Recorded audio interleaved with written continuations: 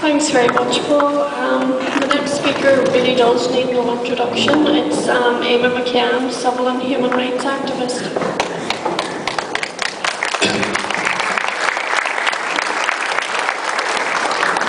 Well, I think as a number of people have already said, this is an impressive turnout. It's an unexpectedly large turnout to many, I imagine, and I think the breadth of the meeting is to be greatly to be welcomed as well. And it does suggest that concern is growing and deepening about the position in McGavery and about particular individual prisoners who are being held in McGavery. I know there was 10 days ago, was it, a meeting in Pound Show, or about a fortnight ago, 2 weeks ago, yeah, and I think that some of us were taken aback by the attendance there. This is bigger. And the same thing happened in Belfast. I've spoken to 2 meetings in Belfast on this subject in the past few weeks, and the second of them was, I think, last Monday, which was twice the size of the previous one. So there's something happening there. And there's something happening there which not only should give heart to campaigners, I suppose, and to the prisoners, but which ought to be of concern to the authorities. It ought to be of concern to Owen Patterson, the Secretary of State, and to other people in authority here in Northern Ireland.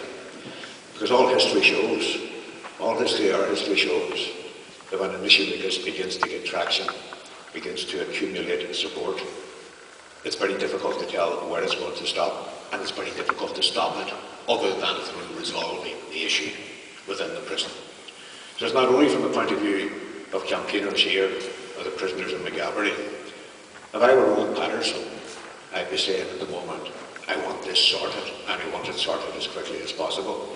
And if they don't sort it, as quickly as possible, then if they read what they want, let them not say that they weren't warned that this was going to happen. Now, there's particular individual cases in McGavery that need highlighting, as well as the general issue. And there's a number, it seems to me, of general issues. Some of them have been gone into, some of the legal issue, because I learned quite a lot just listening in the last 15 minutes. There are individual cases as well. It's in the first individual instance that I came to speak about, and that's a little while ago now. It's to do with Marian Price. Marian is the only woman in McGavery. When you talk about isolation, she's isolated, even irrespective of the particular regime which being imposed generally in McGavery. One woman in a male prison, in a 23-hour lockup. I mean, that in itself is a cause for concern that ought to be highlighted and ought to be discussed at a very high level. It's also the case that the developments, the events that put Marian into prison deserve scrutiny and should be a cause of great concern to us. Remember, see, Helen Deary, there a couple of weeks back I spoke down at outside the Bogside Inn, I think marking the anniversary of Manus's death, where he was shot from the walls. And it was a blowy day, you might remember, Helen. You know, and you had a bit of paper. You were reading stuff off, and I took the bit of paper from you because it was blown all over the place and held it up for you to read. Now let me explain something to you, Helen. I didn't agree with an awful lot of the stuff that was on that piece of paper. Not on political grounds, it was religious grounds. It's very religious, and I'm not a religious person. But if anybody had come up to me afterwards and said, well, you've changed your mind, McCann, you've got all religious, that would have been ridiculous. Just because I was holding it didn't mean that I agreed with it, that I had helped the author it, that I was endorsing it. But what Marian was originally arrested for was the fact that at an Easter commemoration ceremony up there in the city cemetery, she held up a bit of paper, which wasn't traditional, will you agree with it or not? It's a sort of ritual thing that there is a military statement read out of these things every Easter, and she held it up. There's no evidence at all that she knew what was on it. There's certainly the fact that she held it up is not evidence that could be produced in a court. But say you must have agreed with that because he held it up.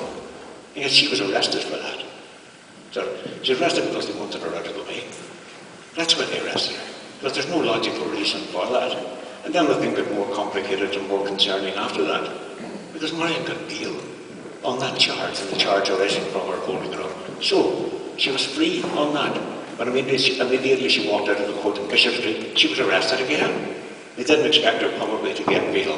So they had a fallback charge ready for her, or not even a charge, a revoking of her licence, because she was out on licence from a life sentence, and she's been put back in jail to serve the rest of her life sentence, which could, in theory, and might well in practice, if nothing is done about it, mean that she spends the rest of her days in prison.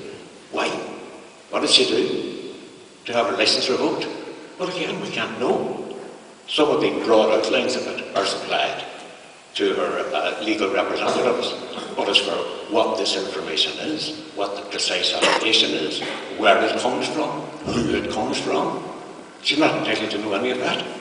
And as for the idea of cross-examining the person who supplies this evidence to the Secretary of State, it simply doesn't arise. But we all know where it comes from. It's security information.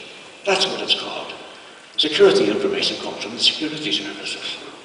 Let's be clear about it. Marian Price is in McGallery prison because MI5 told Owen Patterson that she had done something, the nature of which we are not entitled to know, and which she doesn't have full entitlement to know, because they said she ought to be in prison. Now, to any Democrat, or to anybody who believes in due process and the rights of citizens before the law, means forget about republicanism, forget about radical ideologies or socialism or anything else. Anybody who believes in the rights of citizens before the law must surely cry out in protest against the situation where a politician can sign a piece of paper saying, I've got information, I'm not telling you the nature of it, but I'm putting you back in prison for that. This is outrageous. There's a number of other people whose licences have been revoked. But Marian's a particular case because she's the only woman in that prison. Now, it seems to me that that also is the basis for a campaign, and there ought to be a campaign. And the people who have been involved in civil liberties and civil rights campaigns down through the years should be speaking out now about that. And there haven't been nearly enough voices. And let's be blunt about it. Why there aren't particular voices being spoken, or some that are a wee bit more muted. I'm not attacking anybody in saying this. I'm just observing the facts of the matter, which everybody knows are the facts of the matter. And it's because it's perceived, it might well be the truth, that a lot of the prisoners are members of or supporters of, they're certainly alleged to be members or supporters of what are called dissident Republican organisations. So people don't want to touch them. They don't want to be involved, even when there's a genuine civil liberties case. Nothing new about that either. Nothing new about it. But you're as old as I am, you can look back at previous campaigns and you can see that. I went to the Pilot Row, one vivid memory of the Long Cash campaign, and when first time I saw it actually publicly displayed was Mary Needless standing outside the cathedral, dressed only in a blanket, on a Sunday morning after 11 o'clock mass, on her own, nobody at all. I remember a lot of people looking at her, some of them rather smiling, some of them embarrassed by the fact that she was there, some of them maybe a wee bit guilty, the fact that they hadn't spoken, but she was on her own.